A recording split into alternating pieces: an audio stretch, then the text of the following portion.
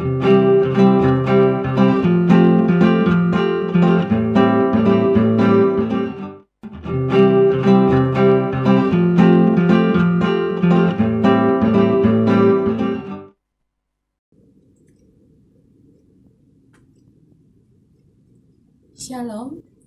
selamat pagi Bapak Ibu Saudaraku yang dikasihi dalam nama Tuhan Yesus Kristus. Berjumpa lagi dengan saya, Christina Elizabeth Parinsi, penyuluh agama Kristen, Kota Salatiga, Kecamatan Sidorejo, dalam program acara Suluh Suara Penyuluh, hasil kerjasama antara Kementerian Agama Kota Salatiga dengan Radio Betani. Sebelum kita akan mendengarkan firman Tuhan yang akan mendasari aktivitas kita di pagi hari ini, mari kita satu dalam doa, kita berdoa. Tuhan, terima kasih untuk kasih setiamu yang senantiasa baru yang kami rasakan dalam kehidupan kami. Pada pagi hari ini Tuhan masih memberi kesempatan bagi kami untuk kami menikmati hari baru, hari Minggu di mana kami mempersiapkan diri untuk mengikuti ibadah-ibadah di gereja-gereja di mana kami bergereja. Bapa dalam sorga, di pagi hari yang teduh ini, kami menyerahkan seluruh hidup kami kepadamu. Kami hendak membaca dan merenungkan akan firman-Mu. Biarlah kuasa Roh Kudus Tuhan yang akan bekerja di dalam kehidupan kami, sehingga kami dimampukan untuk melakukan firman-Mu di dalam kehidupan kami. Karena itu, berfirmanlah ya Bapa kepada kami semua, karena kami anak-anak-Mu telah siap untuk mendengarkan firman Tuhan. Hanya di dalam nama Tuhan Yesus kami berdoa dan mengucap syukur. Amin. Firman Tuhan yang mendasari kegiatan kita di pagi hari ini, di hari Minggu, terambil di dalam Perjanjian Baru, Markus pasal 6, ayat 37 hingga ayatnya yang ke-38. Markus pasal 6, ayat 37 sampai 38, demikian firman Tuhan. Tetapi jawabnya, kamu harus memberi mereka makan. Kata mereka kepadanya, jadi haruskah kami membeli roti seharga 200 dinar untuk memberi mereka makan? Tetapi ia berkata kepada mereka, berapa banyak roti yang ada padamu? Cobalah periksa. Sesudah memeriksanya, mereka berkata, 5 roti dan 2 ikan. Demikianlah firman Tuhan yang sudah kita baca, yang akan mendasari perenungan kita pada saat ini. Bapak Ibu Saudaraku yang dikasihi dalam nama Tuhan Yesus Kristus, tema program suluh kita di hari Minggu ini, tanggal 7 November 2021, adalah menjadi pemberi solusi. Saudara-saudara yang dikasihi dalam nama Tuhan Yesus Kristus, adakah di antara saudara-saudara yang mendengarkan ataupun melihat program suluh pada saat ini yang tidak punya problem atau tidak punya masalah di dalam kehidupannya? Saya rasa tidak ada satupun dari kita yang tidak punya masalah. Selagi kita masih hidup di dunia ini, pasti ada begitu banyak persoalan, ada begitu banyak masalah yang harus kita hadapi. Dan tentunya kita harus menghadapi itu. Dan kita tidak boleh lari dari masalah itu. Karena hanya ada 2 model orang yang tidak punya masalah, yaitu orang mati dan orang gila. Jadi di luar model ini berarti kita semua adalah orang-orang yang memiliki masalah. Hanya saja masalah-masalah yang kita alami akan berbeda-beda.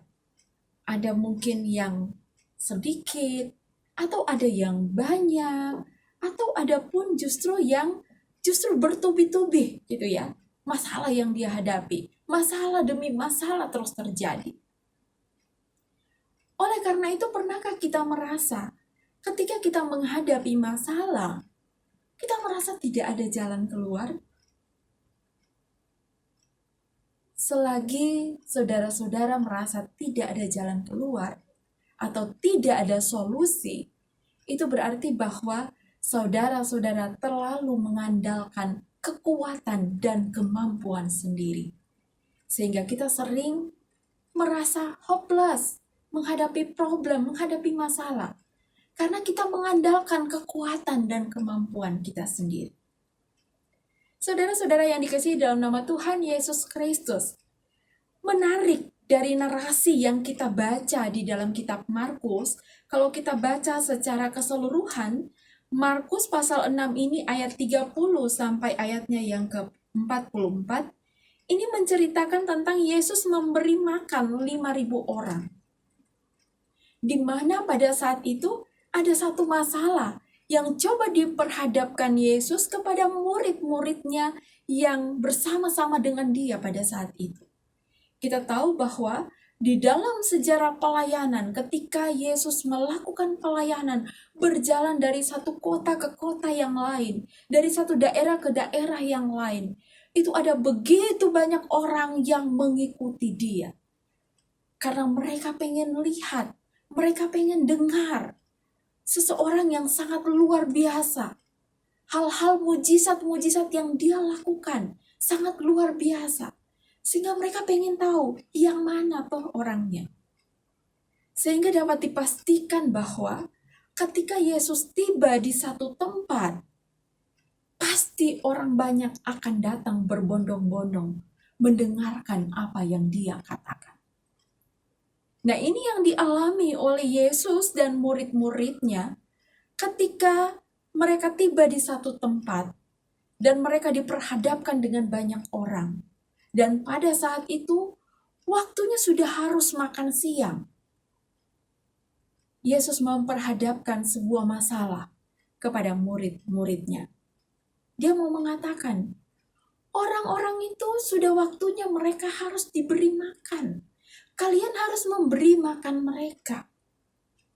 Harus mengusahakan makanan. Karena sudah waktunya bagi mereka jam makan siang. Jadi kita harus peduli dengan kondisi orang-orang yang tetap setia mengikuti pelayanan dari Yesus itu sendiri.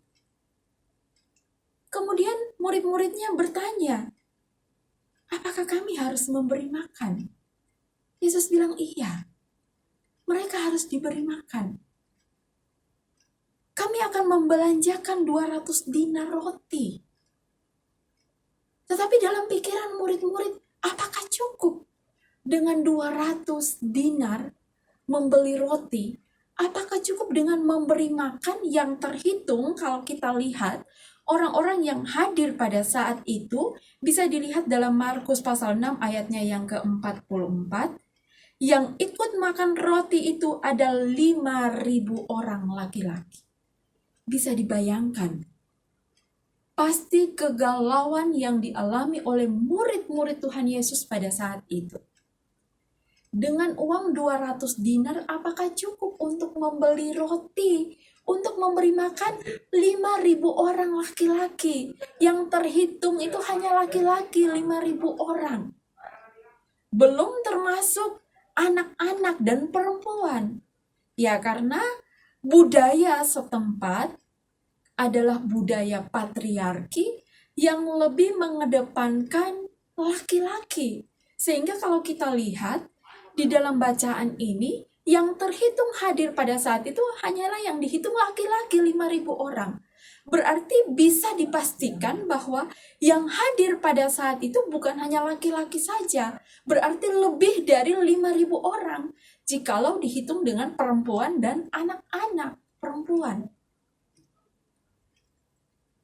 Bapak Ibu Saudaraku yang dikasihi dalam nama Tuhan Yesus Kristus.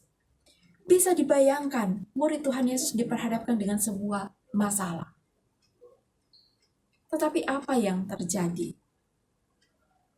Ketika dalam percakapan selanjutnya, Tuhan Yesus bertanya kepada murid-muridnya, "Berapa banyak roti yang ada padamu? Cobalah periksa." Tuhan Yesus bertanya seperti itu kepada murid-murid. Dan sesudah murid-murid itu memeriksa, ternyata mereka menjawab, ada 5 roti dan 2 ikan. Secara manusia, pasti kita sudah pastikan bahwa ini nggak akan cukup untuk 5.000 orang laki-laki. 5 roti dan 2 ikan. Masalah diperhadapkan kepada murid-murid setelah mereka menemukan ada seorang anak yang memiliki 5 roti dan 2 ikan. Ini sebuah masalah lagi tentunya Bapak Ibu. Karena nggak mungkin cukup. Tetapi kita lihat bahwa Tuhan kita adalah Tuhan yang luar biasa. Dengan mujizat yang Dia lakukan, ternyata kita lihat bahwa 5 roti dan 2 ikan itu cukup ketika dibagikan kepada orang-orang banyak yang terhitung 5.000 orang laki-laki itu cukup. Dan ternyata masih ada sisa kalau kita lihat ayat-ayat selanjutnya dari bacaan kita dalam Markus pasal 6.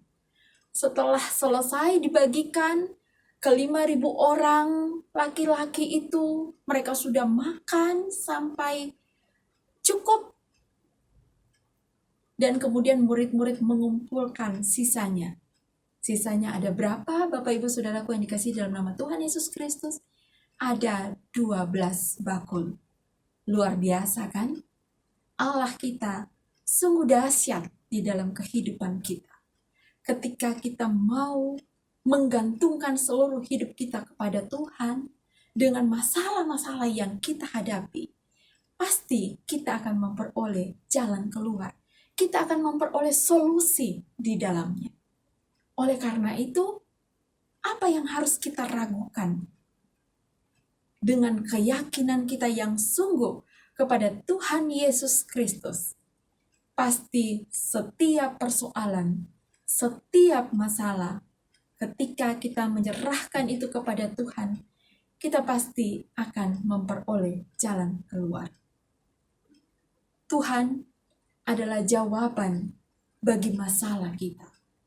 Tuhan adalah jawaban yang akan memberikan solusi pada setiap persoalan yang kita hadapi. Dan kita juga diminta sebagai orang percaya menjadi orang-orang yang mampu juga memberikan solusi kepada orang di sekitar kita. Ketika ada orang yang mau datang curhat, menceritakan masalahnya kepada kita, kita ajak dia juga untuk menyerahkan semuanya itu kepada Tuhan, sehingga kita bersama-sama akan memperoleh jalan keluar, memperoleh solusi dalam kehidupan kita. Karena kita tahu bahwa setiap masalah, setiap persoalan yang kita hadapi, itu tidak di luar dari pengetahuan Tuhan. Ketika kita mau menyerahkan kepada Tuhan, kita pasti akan mendapatkan solusi, akan mendapatkan jalan keluar bersama Tuhan. Tuhan adalah jawaban kita ketika kita memperoleh banyak masalah dalam hidup ini. Tuhan akan memberikan solusi bagi kita ketika kita mau menggantungkan hidup kita kepadanya. Selamat berproses bersama Tuhan. Selamat menyerahkan seluruh hidup sepenuhnya kepada Tuhan. Tuhan Yesus memberkati. Amin. Mari kita satu dalam doa, kita berdoa. Tuhan, terima kasih. Engkaulah jawaban, Engkaulah solusi dalam setiap persoalan yang kami hadapi. Terima kasih firman-Mu begitu indah, yang akan mengokohkan iman percaya kami kepadamu, bahwa Engkau adalah Allah yang luar biasa, yang senantiasa melakukan mujizat dalam kehidupan kami. Ajarlah kami terus untuk menyerahkan seluruh kehidupan kami hanya kepada Tuhan Yesus Kristus. Biarlah kami dimampukan untuk menjadi pelaku-pelaku firman-Mu. Bapa dalam sorga, kami berdoa bagi seluruh pendengar Radio Setia Betani yang pada saat ini mendengarkan firman-Mu, bersaat teduh bersama. Kami menyerahkan seluruh pergumulan mereka. Kami menyerahkan seluruh usaha dan pekerjaan mereka. Kami menyerahkan seluruh kehidupan rumah tangga mereka. Kami menyerahkan seluruh pendidikan anak-anak mereka. Biarlah kasih Tuhan akan senantiasa menyertai mereka. Tuhan bersama-sama dalam kehidupan mereka. Tuhan senantiasa memegang tangan mereka, memapa langkah kehidupan mereka, sehingga bersama dengan Tuhan mereka senantiasa memperoleh jalan keluar di dalam kehidupan mereka. Kami juga berdoa ya Tuhan, bagi kota kami, kota Salatiga, juga bagi bangsa dan negara kami, pemerintah kami. Kami serahkan ke dalam tangan kasih Tuhan, biarlah Tuhan akan menganugerahkan roh hikmat, kemampuan, memberikan kepada mereka rasa takut akan Tuhan di dalam menjalankan pemerintahan ini. Khususnya masih di tengah-tengah pandemi COVID-19 yang makin menurun Tuhan. Dan biarlah kami sebagai masyarakat akan tetap mematuhi protokol kesehatan yang ada karena pandemi COVID-19 masih berlangsung sampai saat ini walaupun sudah berkurang. Bapa dalam sorga, berikanlah kekuatan bagi pemerintah kami, biarlah mereka sanggup untuk menjalankan pemerintahan hanya oleh hormat dan kemuliaan bagi nama Tuhan, dan semua itu mereka boleh persembahkan bagi-Mu Tuhan, dan kepentingan rakyat senantiasa ditempatkan pada urutan yang pertama. Bapa dalam surga, kami juga berdoa bagi Radio Betani. Tuhan akan terus memakai radio ini, memakai setiap orang yang ada di dalamnya untuk mengambil bagian di dalam pelayanan, untuk memberitakan kabar keselamatan, memberitakan kabar sukacita lewat siaran-siaran radio, lewat acara-acara yang sudah diprogramkan di radio ini. Biarlah terus radio ini akan menjadi berkat bagi siapa saja yang mendengar dan bagi sesama umat manusia, khususnya yang berada di kota Salatiga dan sekitarnya. Biarlah radio ini tetap menjadi alat yang Tuhan pakai untuk memberitakan kabar sukacita dari Tuhan. Ya Bapa, dalam sorga, kami menyerahkan seluruh hidup kami kepadamu. Kami juga menyerahkan Tuhan persiapan kami untuk mengikuti ibadah di gereja-gereja di mana kami bergereja. Biarlah Tuhan mempersiapkan kami, mempersiapkan hati dan pikiran kami untuk kami senantiasa menerima pembaharuan firman-Mu lewat apa yang diberitakan di mimbar-mimbar gereja pada saat ini. Ampunilah dosa kami, hanya di dalam nama Tuhan Yesus Kristus kami berdoa dan mengucap syukur. Amin. Saudaraku yang dikasihi dalam nama Tuhan Yesus Kristus, demikianlah acara Sulu pada saat ini. Saya tetap mengingatkan saudara-saudara bahwa saat ini kita hidup berdampingan dengan pandemi COVID-19 dan pandemi COVID-19 masih tetap berlangsung sampai saat ini. Walaupun sudah mulai menurun, tetapi kita tetap patuhi protokol kesehatan yang ada 5M. Jangan lupa ya Bapak Ibu, supaya kita senantiasa terjaga kesehatan kita, juga orang-orang yang ada di sekitar kita. Selamat pagi, selamat beribadah, Tuhan memberkati.